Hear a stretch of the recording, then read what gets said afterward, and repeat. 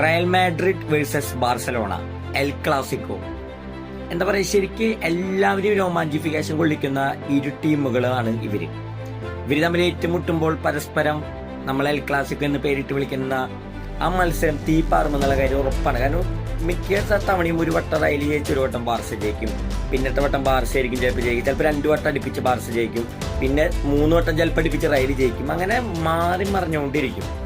അപ്പൊ ഇവർ മൊത്തത്തിൽ ഇത്ര നാൾ ഇവർ കളിച്ച എൽ ക്ലാസിക്കോകളുടെ റിസൾട്ട് നമ്മളൊന്ന് പരിശോധിച്ചു കഴിഞ്ഞാൽ 106 തവണ ഇരുവരും വിജയിച്ചു.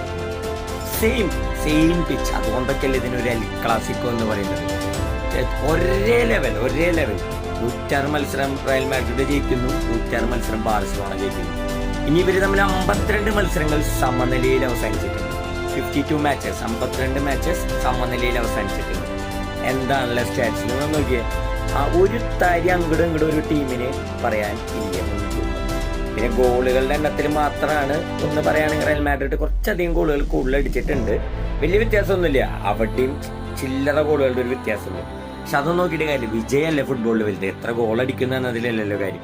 സോ ഇവര് തുല്യരാണ്. അതുകൊണ്ടാണ് ഈ എൽ ക്ലാസിക്കോ ഇത്രയും ഹൈപ്പ് വരുന്നത്. സോ ഈ സീസണിലെ 2026-27 ഇപ്പൊ തുടങ്ങാൻ പോകുന്ന സീസണിലെ 2 എൽ ക്ലാസിക്കോ മത്സരങ്ങൾ ഡിസൈഡ് ചെയ്യും, ഒരാളെ ലീഡിലേക്ക് കൊണ്ടുപോകും. മേ ബി ചിലപ്പോ ഇതുപോലെ തന്നെ ഒരെണ്ണം റയൽ ജയിച്ച് ഒരെണ്ണം ബാർസ ജയിച്ചാൽ വീണ്ടും ഇവരെ ഡ്രോ ആവാനുള്ള സാധ്യതയുണ്ട്. ചിലപ്പോൾ 2 കളി സമനിലയിൽ പോകാനും സാധ്യതയുണ്ട്.